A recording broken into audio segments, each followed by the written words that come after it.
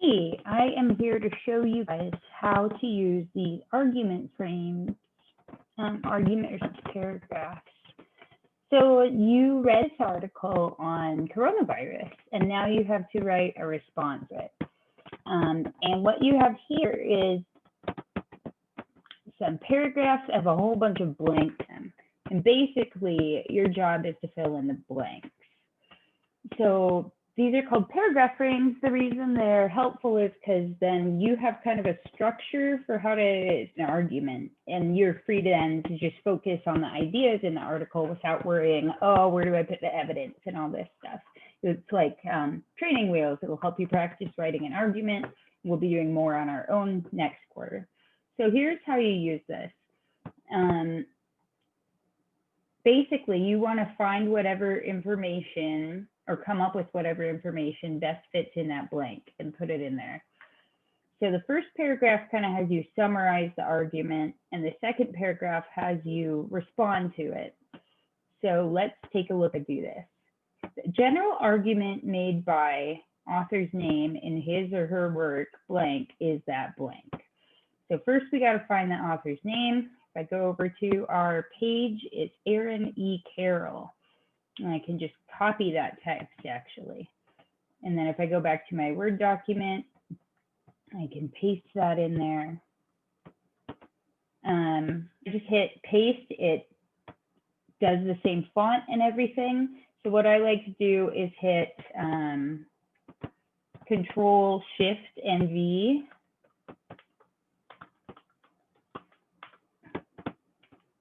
And what that does is it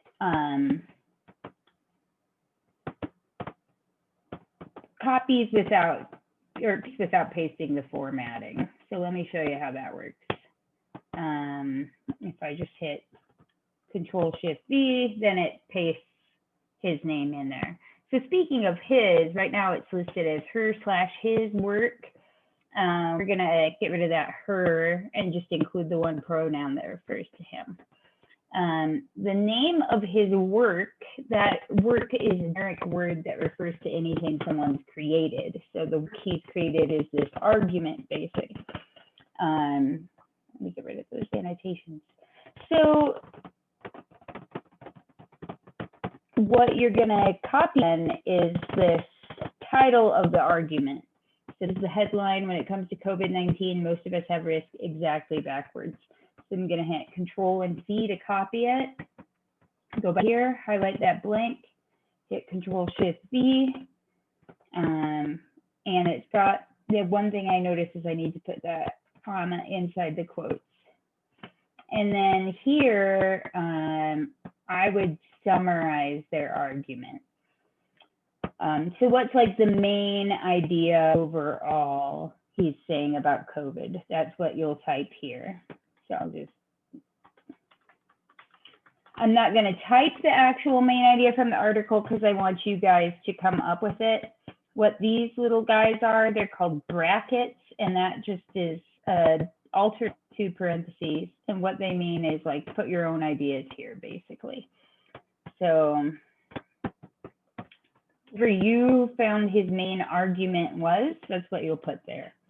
Then they ask you to go into a little detail, right?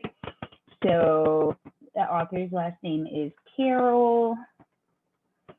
And then you'll argue,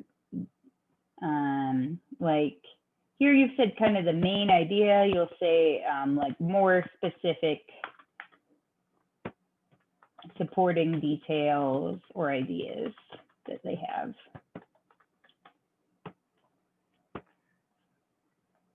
And then we'll change the pronoun here. He writes, and then they've got some quotes around a blank. What you want to put in this blank is any sentence or sentences or part of a sentence from the article that will help you prove your point, right? So whatever sentence you thought was like the most important, you are going to find that and copy it. Or even, it doesn't have to be the most important sentence, but one that kind of supports whatever you said in those first few sentences, right? And I'm not saying to copy this same exact sentence, but just as an example, if I thought that was the most important sentence or the sentence that best supported my argument, I would paste that into there. So in this passage, Carol is suggesting that blank. So in this blank, I'll put whatever additional information I haven't mentioned yet. Additional ideas from article. And once again, you will put your own additional ideas without those brackets. So in conclusion, Carol's belief is that blank. And you'll want to kind of state that important idea, but in a new way. You want to be putting different things for each of these so that it's not just saying the same thing over and over. So then in this section, the second paragraph, what you're going to do is explain, argue what you think he did right or wrong as an author. So if I thought he was wrong, I'd type wrong here. If I thought he was right, I'd type right here. And then in this blank, I'll put whatever is the main reason I agree or disagree with him. So instead of saying like he has a good argument or something, you want to say why it's a convincing argument, because like blah blah blah, whatever your main reasons are.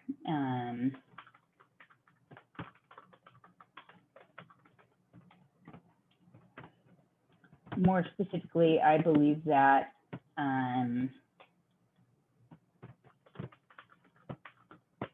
you put another thing about why you agree or disagree.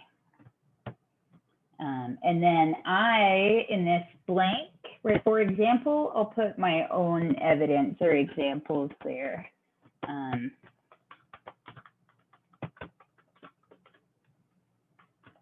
So it could be an example from your own life or the news or anything that backs up why you agree or disagree with him. So this is this statement, although Carol might object that blank. So say I'm arguing, no, we shouldn't have to wear masks. We should be able to do whatever we want. So I'll put whatever he would disagree with me on in that blank. Masks should be worn. I maintain that, whatever. You'll put your own, any point where you disagreed with him. That's what you're talking about here. And so therefore, I conclude that you're just kind of putting your main assessment of the article. So I might say like, therefore, I conclude that Carol's argument is strong and we should all be wearing masks. Or therefore, I conclude that Carol is wrong and he's overly concerned about risks, or whatever it is you're thinking. If you're struggling with this, if you're not sure what to say, you can hit me up over Remind, but I'm just going to challenge you to, try going back to the article and doing your best to try using these paragraph frames. Thanks, everyone.